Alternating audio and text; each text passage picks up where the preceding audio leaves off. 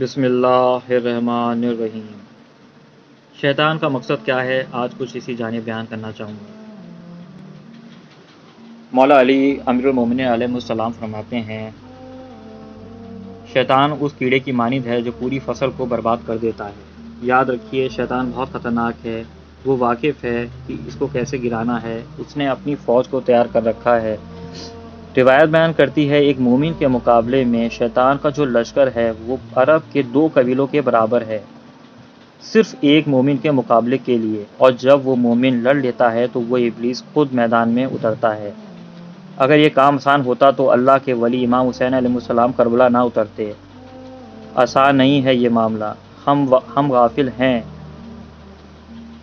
وہ ابلیس سگے بھائیوں اور بہنوں میں اختلاف ڈال دیتا ہے۔ انسان باہر والوں سے جب صلاح مشورہ کرنے لگ جائے اور اپنے لوگوں کی بات کو نہ سمجھے تو سمجھ لو کوئی تیسرا وہاں موجود ہے، اور وہ ابلیس ہے۔ رسول صلی اللہ علیہ وآلہ وسلم کی حدیث مبارک ہے، 2 محبت کرنے والوں کا نکاح کر دو، ایسے 2 نیک لوگ جو دیندار ہیں ان کا نکاح کر دو۔ والدین کے لیے بس یہ دیکھنا ضروری ہے کہ لڑکا یا لڑکی دیندار ہوں، نمازی ہوں، نیک ہوں، با کردار ہوں، حق حلال کماتا ہو۔ لڑکا کتنا کماتا ہے یہ دیکھنا محض غلط ہے۔ عورت کے لیے ہے کہ پردے دار ہو، نیک سیرت ہو، نمازی ہو۔ یاد رکھو، ایک جوان کی سب سے پہلی نیت نکاح کی ہونی چاہیے۔ اللہ کو جوان کی نکاح کی نیت بہت زیادہ پسند آتی ہے۔ یاد رکھیے، نکاح کرنے سے آپ کو صرف ابلیس روکے گا، وہ نہیں چاہتا کہ لوگ نکاح کریں، کیونکہ جب ایسا ہوگا تو لوگ گناہ میں مبتلا نہیں ہوں گے۔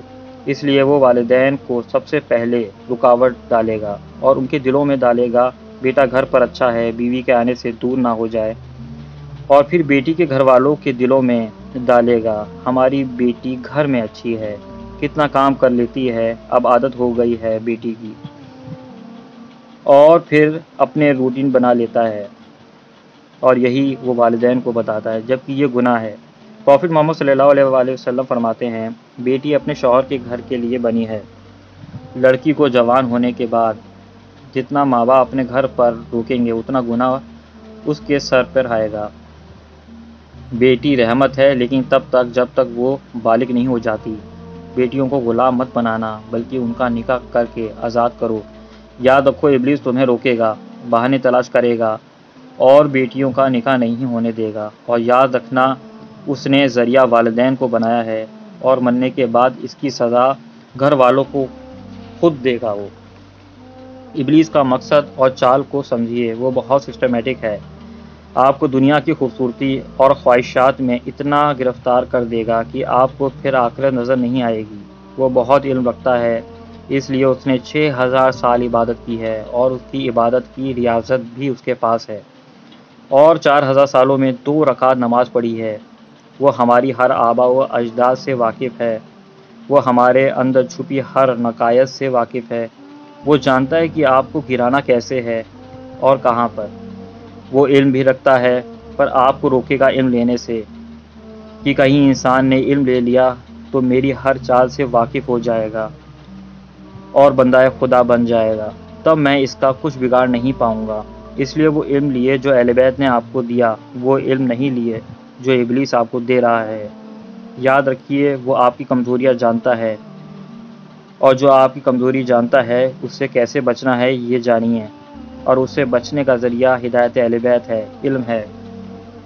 ایک عالم دین تھے، ان کے سامنے ابلیس آیا، اس نے کہا، میں آپ سے اسلامک گفتگو کرنا چاہتا ہوں۔ عالم دین نے انکار کیا، نہیں، میں تجھ سے بحث کرنا نہیں چاہتا۔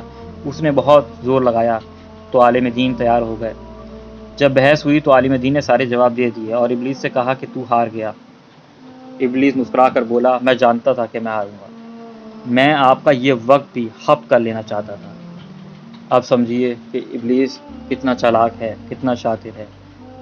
اس لیے علم لیے جو اہل بیت نے ہمیں دیا، حق کے راستے پہ چلیے، گناہ سے بچیے۔